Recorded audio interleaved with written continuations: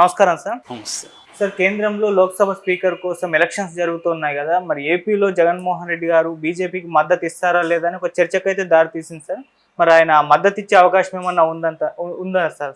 Already మద్దతు ఇస్తామని SV Subbareddy ఆయన ప్రకటించారు నిన్న. సో యాక్చువల్గా 2 రోజుల నుంచి జగన్ కాంగ్రెస్లో విలీనం చేసేస్తాడు వైసీపీని అని తెలుగుదేశం మీడియా పెద్ద ఎత్తున ప్రచారం చేసింది. సో ఆయన యలహంక ఇంట్లో ఉన్నాడు కాబట్టి, బెంగళూరులో ఉన్నాడంటే దాని చుట్టూ ఒక కథలు వేసి డీకే శివకుమార్తో కలిశాడని, ఈవెన్ డీకే శివకుమార్తో కలిసి బొకే ఇస్తున్న ఫోటో కూడా మార్ఫింగ్ చేసి పెట్టేసి జగన్ అయిపోయింది, మొత్తం కలిసిపోతున్నాడు అని చెప్పి ప్రచారం చేశారు.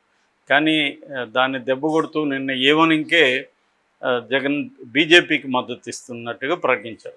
మళ్ళీ దాని మీద కూడా వీళ్ళు ఎలా రాయడం మొదలుపెట్టారంటే, వీళ్ళు పోయి ప్రకటించారు, వాళ్ళేం బీజేపీ వాళ్ళు అడగలేదు. యాక్చువల్గా బీజేపీకి కూడా టెన్షన్ ఉంది. ఎందుకంటే ఆల్రెడీ ఇప్పుడు క్రాస్ ఓటింగ్ జరిగే అవకాశం కూడా ఉంది. ఇప్పటి వరకు 75 ఏళ్ల చరిత్రలో ఎప్పుడు కూడా స్పీకర్ పదవికి పోటీ అనేది లేదు. ఎందుకంటే ఎప్పుడైనా కూడా అధికార పక్షం ఏం చేస్తుందంటే ప్రతిపక్షంతో మాట్లాడి స్పీకర్గా ఇట్లా మేము పలానా వాళ్ళు అనుకుంటున్నాం, మీరు మద్దతు ఇవ్వండి అని చెప్తుంది. జనరల్గా డిప్యూటీ స్పీకర్ అనేది ప్రతిపక్షానికి ఇస్తారు. అయితే బీజేపీ ఆ సంప్రదాయాన్ని బ్రేక్ చేసింది.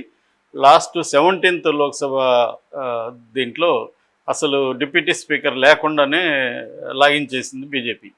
ఇప్పుడు రాజ్నాథ్ సింగ్ కూటమి నాయకులు రాహుల్ గాంధీని, ఖర్గేని వీళ్ళందరినీ కలిసి ఆయన మాట్లాడారు. ఇట్లా మీ మద్దతు కావాలి మాకంటే వాళ్ళు ఎప్పట్లాగే అడిగారు, డిప్యూటీ స్పీకర్ మాకు ఇవ్వండి, మీకు మద్దతు ఇస్తామని. కానీ వీళ్ళు డిప్యూటీ స్పీకర్ ఇవ్వడానికి వీళ్ళకి మనసు రాలేదు. సో దాంతో వాళ్ళు కూడా మేము ఇంకేం చేయలేమని చెప్పి వాళ్ళు కూడా పోటీకి నిలిపారు. బీజేపీ కూటమి తరఫున ఓం బిర్లా, ఆయన గతంలో కూడా మొన్న కూడా ఆయన స్పీకర్గానే ఉన్నాడు. ఇప్పుడు వీళ్ళేమో కె సురేష్ అని కేరళ ఎంపీ, ఆయన 8 times గెలిచాడు. సో ఆయన్ని ప్రతిపాదిస్తున్నారు.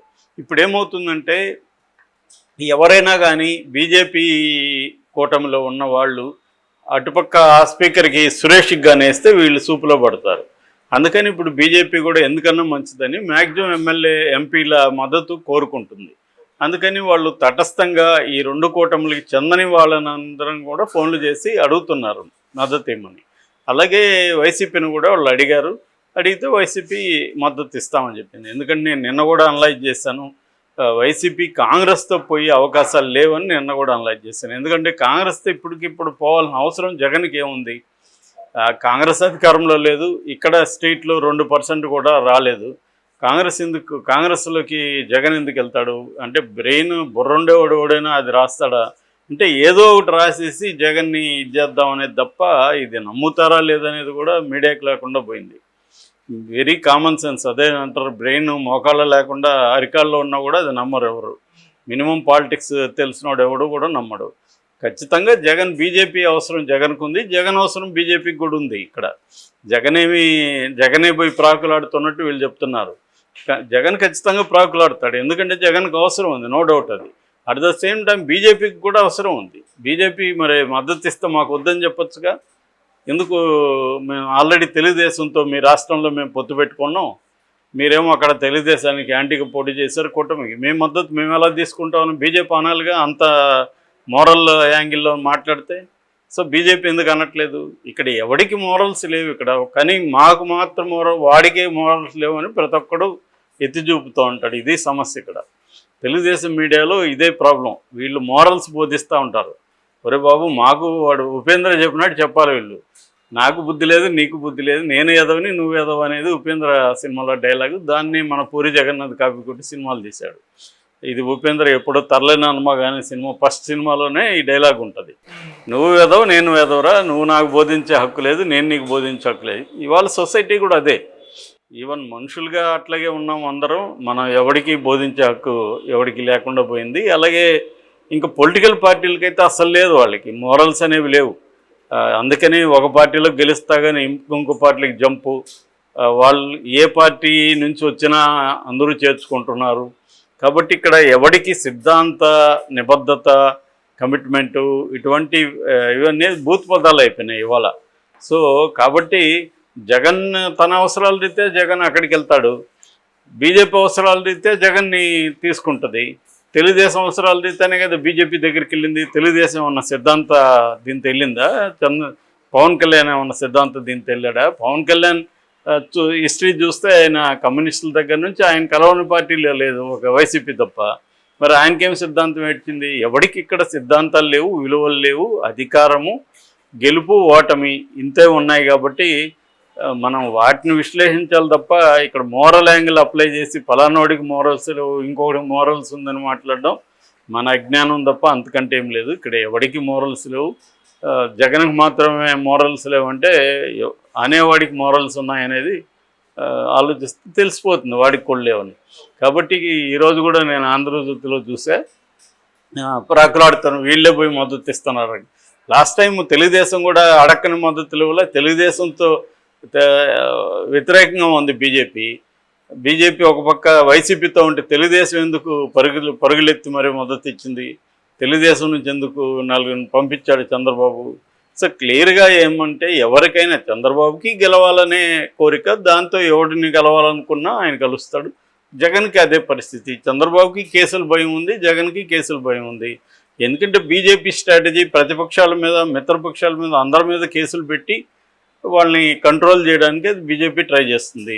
కాబట్టి ఇక్కడ భయం అంటే జగన్ భయపడ్డాడంటే చంద్రబాబు భయపడ్డాడని ఆ మధ్య రాశారు. జగన్ ఖచ్చితంగా భయపడతారు. ఎందుకు జైల్లో పోయి కూర్చోవాలనుకుంటారు పొలిటికల్ పార్టీ? ఎవరికి ఎక్కువ పవర్ ఉంటే వాడికి మిగతా వాళ్ళంతా భయపడిచేస్తారు. ఇది కామనే. ఇది దీనికేం పెద్ద నీకు రాకెట్ సైన్స్ తెలియాల్సిన అవసరం లేదు అనలైజ్ చేయడానికి.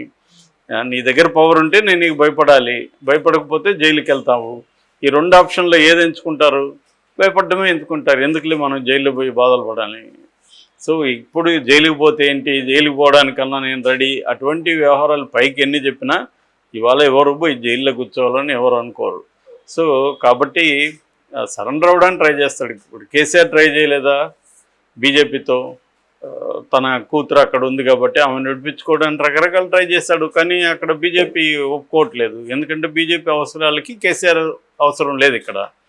సో ఇలాగా ఇదేంటంటే రోజుకొకటి జగన్ మీద రాయడం తప్ప బీజేపీకి ఖచ్చితంగా ఎన్ని పార్టీలు మద్దతు ఇస్తే అంత కావాలి. లేదంటే బీజేపీకి ఉన్న ప్రాబ్లం ఏమంటే చంద్రబాబుని, నితీష్ కుమార్ని వేగాలి ఈ 5 ఏళ్ళు. ఎందుకంటే వీళ్ళు ఎక్కడ ఫిట్టింగ్లు పెట్టినా బీజేపీకి ఇబ్బందే.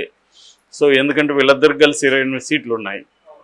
సో అందువల్ల వాళ్ళు ఏం చేస్తున్నారంటే బీజేపీ ఆల్టర్నేటివ్గా ఒకవేళ వీళ్ళల్లో ఇద్దరిలో ఎవరో ఒకరు జంప్ అయినా లేకపోతే ఇద్దరు జంప్ అయినా అటుపక్క కాసుకొని ఉంది ఏది ఇండియా కూటమి, వీళ్ళు జంప్ అయితే మేము లాక్కుందామని. ఎందుకంటే వాళ్ళకు కూడా దగ్గరికి అధికారం దగ్గరికి వచ్చి ఆగిపోయింది. సో అందువల్ల దాన్ని ఏమన్నా చేద్దామని వాళ్ళు కూడా అనుకుంటారు. అందుకని వాళ్ళు ఇనిషియేట్ తీసుకొని ఎన్డీఏ కూటమిలో ఉన్న మిత్రపక్షాలని లాగేసే పరిస్థితి లేదు. అందుకని వాళ్ళు ఏమి ఆశిస్తున్నారంటే ఎన్డీఏ కూటమిలోనే ఇంప్లోజన్ వస్తుంది, అంటే విస్ఫోటనం ఒకటి జరుగుతుంది, లోపల నుంచే కూలిపోతుంది అది. అప్పుడు మేము రంగంలోకి దిగుతామని వాళ్ళు ఆల్రెడీ ఓపెన్గానే స్టేట్మెంట్ ఇచ్చారు. అందుకనే చీల్చడానికి కూడా వాళ్ళు కొంత ట్రై చేస్తున్నారు. చంద్రబాబు కానీ స్పీకర్గా ఎవరినైనా నిలబెడితే మేము మద్దతు ఇస్తామని కూడా కూటమి అనౌన్స్ చేసింది, ఇండియా కూటమి. కాబట్టి క్లియర్గా బీజేపీ తన స్ట్రాటజీ ప్రకారం తను రెండు కూటములలో లేని పార్టీల్ని మద్దతు అడిగింది. అలాగే ఇప్పుడు జగన్ కూడా అడిగింది. జగన్ కూడా అవసరం కాబట్టి జగన్కు మద్దతు ఇచ్చాడు. ఎందుకంటే జగన్ బీజేపీతో లేకపోతే జగన్కి కన్విక్షన్ వచ్చే అవకాశం ఉంది, జైలుకి పోయే అవకాశం ఉంది, తన కెరీరే ప్రమాదంలో పడే అవకాశం ఉంది, పొలిటికల్ కెరీర్. అందువల్ల జగన్ మద్దతు ఇస్తాడు. దాంట్లో ఇక్కడ నీతి ఇంకొకటి ఏమీ లేదు, అవసరాలు మాత్రమే ఉన్నాయి.